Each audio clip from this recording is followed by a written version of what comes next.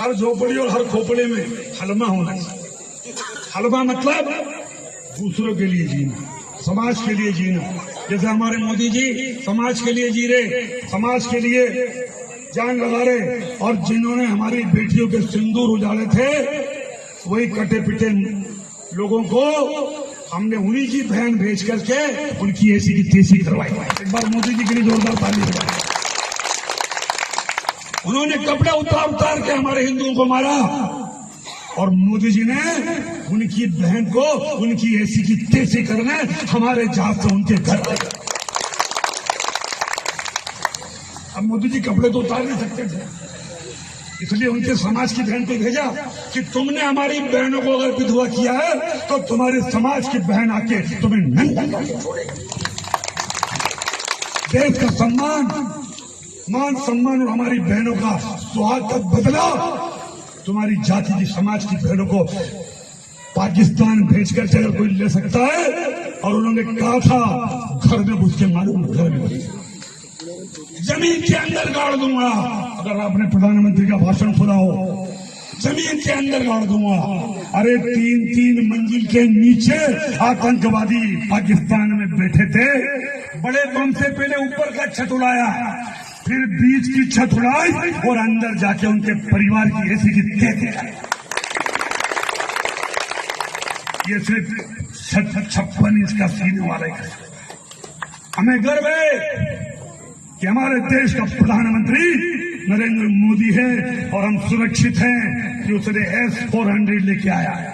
और S-400 कब आई? जिसने पाकिस्तानी हमले को नाकाम किया। अब समझदार लोग बैठे, अगर S-400 नहीं होती तो सारी मिसाइल तुम्हारे शोरों के ऊपर गिरती और हमारे बाल बच्चे मर जाते, हमारे सैनिक कैंप खत्म हो जाते। ये कांग्रेस के लोग कभी आए तुम्हारे गांव में तो पूछना कि S-400 कहीं हुए, इधर देखेगा उधर देखेगा। अरे तुम्हारी सरकार रही रे भाई, देश आजाद होने के बाद 60 साल 65 साल तुम्हारे बापों की सरकार रही। ये तो 2018 में हमारा मोदी जी लाए कि देश सुरक्षित रहे, सम्मान से जिए।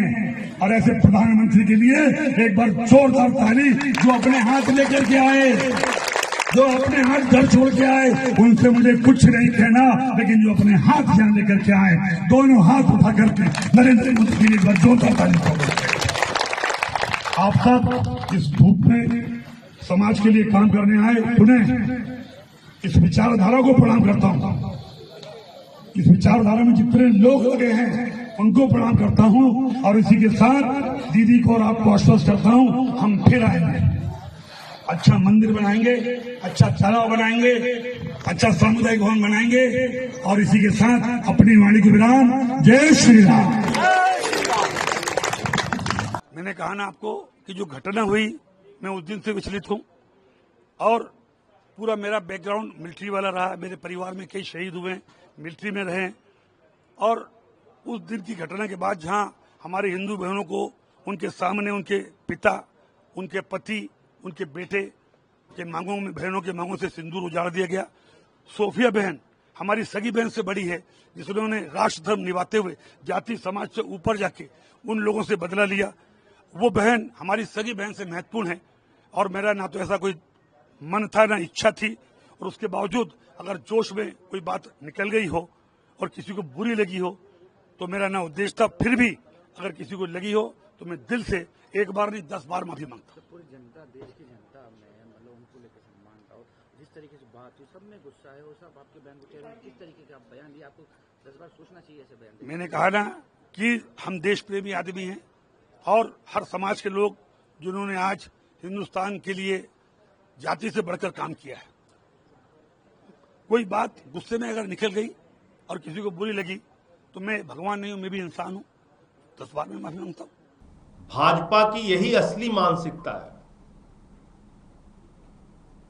भारतीय जनता पार्टी, नरेंद्र मोदी जी की पार्टी कभी भी देश को जोड़ नहीं सकती। ये सिर्फ और सिर्फ देश को तोड़ सकते हैं, जोड़ नहीं सकते। आप भारतीय सेना की एक बहादुर अफसर को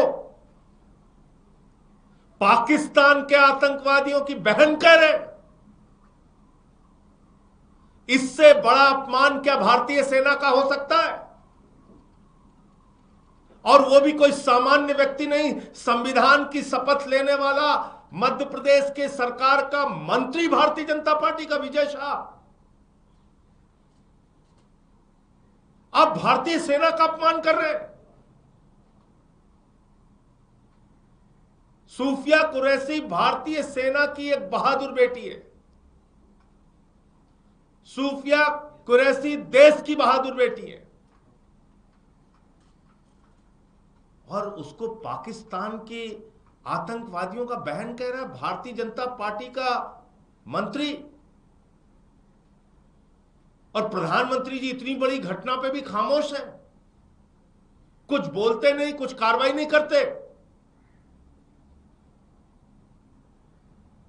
वो विजय शाह ऐसा व्यक्ति है जिसने वहां के पहले के मुख्यमंत्री की पत्नी के बारे में भी आपत्तिजनक टिप्पणी की है।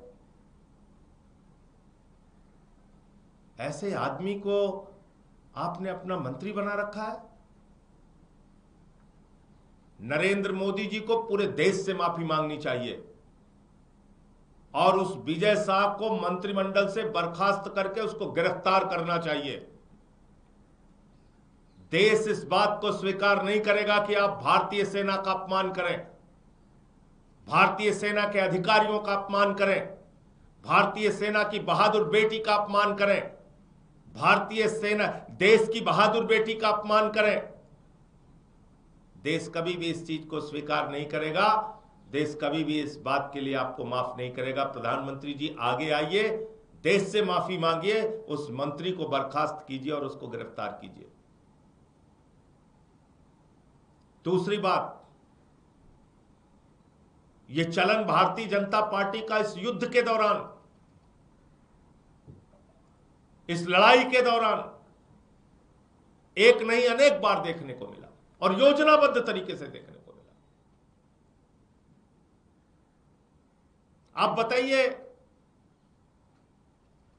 लेफ्टिनेंट की पत्नी, सेना के अधिकारी की पत्नी हिमांशी नरवाल के बारे में इतनी गंदी, इतनी भद्दी, इतनी शर्मनाक टिप्पणी। बीजेपी और उनसे जुड़े हुए ट्रोल कर रहे हैं, गालियां दे रहे हैं, अपमानित कर रहे हैं।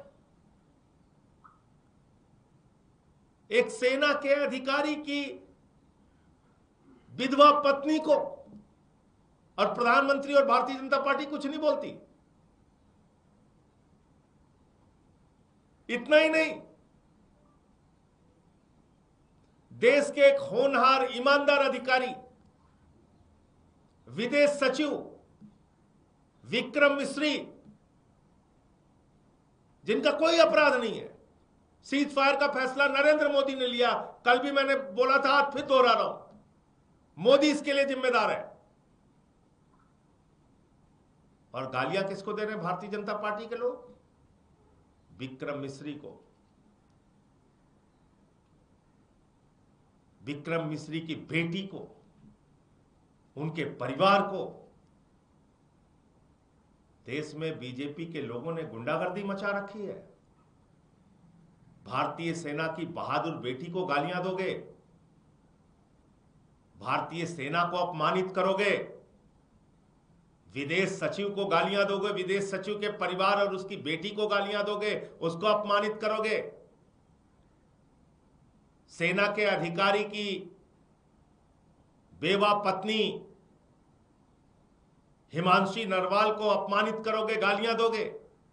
यह तुम्हारा चरित्र है, यही तुम्हारी असली मानसिकता है, यही तुम्हारी सोच है, यही तुम्हारा विचार है। इसलिए मैं फिर दोहरा रहा हूं, इसके लिए प्रधानमंत्री को सामने आके माफी मांगनी चाहिए और उस मंत्री को गिरफ्तार करवाना चाहिए, उसको बर्खास्त करना चाहिए मंत्रिमंडल से। भारतीय सेना का अपमान, सेना की और देश की बहादुर बेटी का अपमान, यह देश कभी भी बर्दाश्त नहीं करेगा। आप इस मसले पर छिप नहीं सकते, चुप नहीं रह सकते प्रधानमंत्री जी। आपके कोई प्रश्न हो आप पूछ सकते हैं। चीन ने एक बार फिर से हिमाकत की है, अरुणाचल की कुछ जगहों के नाम बदल दिए हैं। देखिए, मैं फिर दोहरा रहा हूं, राष्ट्रीय सुरक्षा के मसले पर आम आदमी पार्टी पूरी तरीके से भारतीय सेना के साथ है, और जहां कहीं भी कोई भी दुश्मन देश, पड़ोसी देश भारत की सीमा पर किसी भी प्रकार की ऐसी गतिविधि करता है जो भारत की सीमाओं का उल्लंघन है, उसका मुंहतोड़ जवाब सरकार और सेना को देना चाहिए, और उसमें हम पूरी तरीके से साथ खड़े हुए हैं।